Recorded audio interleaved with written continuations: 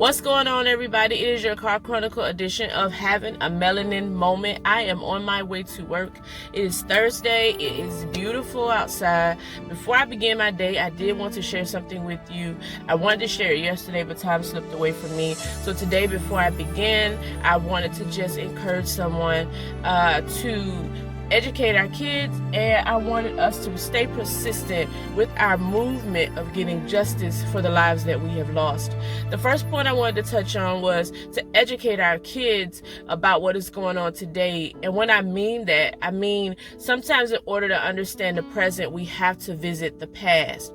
And so a few days ago, I allowed my children to watch Mississippi Burning, the movie, because I wanted them to understand exactly like what was happening back in the 50s, the 60s to African American people, how they were treated, the things that transpired during that time, the names that they were called, the segregation that was happening. And they began to notice all of it as the movie was going on, the segregation in the restaurants, the walking on opposite sides of the street. They didn't talk to law enforcement. They didn't report any crimes because they were in fear of what would happen to them. They began to notice all of that in the movie. And even though it is very, very graphic, it is very, very detailed, and it is a great visual for your kids to see why it is that they are afforded some of the things that they are afforded now is because people basically went through hell back in the day. And I wanted my kids to understand that.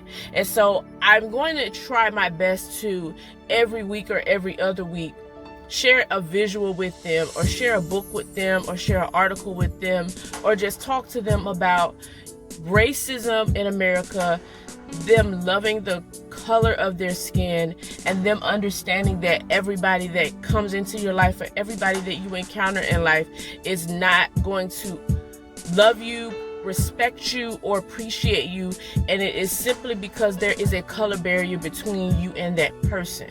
So we have to educate our kids, because I personally do not want my children to be out in society, the streets, school, wherever, and they encounter racism and they don't know how to handle it. And I mean, of course, us as mothers and fathers, we are definitely going to go to bat for our kids. We're definitely going to protect our kids. But I want my kids to be aware and be ready if that situation arises, how to handle themselves and the things that they need to say.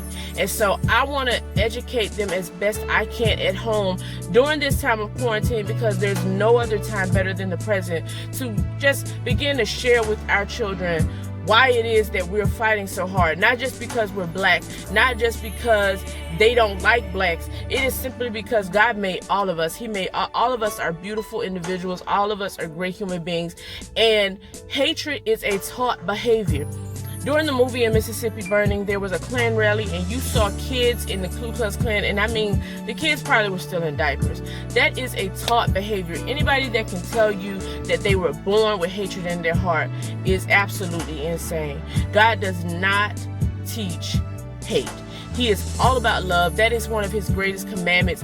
And when you don't follow that commandment, you are going against him. So I am encouraging all of us to teach our kids now. If it takes visiting the past, there are great visuals that you can show them that will allow them to see, if they don't really understand the words that you're saying, why they can do the things that they can do now. And why we should have a voice is because they went through that hell back in the day, so that we can have this voice now. I did see where the father and the son and the person that actually videotaped Ahmaud's death, I see how they were indicted. Okay, that's great, but now we need convictions. So that goes to my second point of persistence pays off. In the Bible, it talks about Jacob, and it talks about how he went to war. He went wrestling with this angel, and his specific words was, "I'm not gonna let you go until you bless me." Jacob had a broken hip, and he was still wrestling with this angel, one of God's angels, and he would not let him go until the angel blessed him.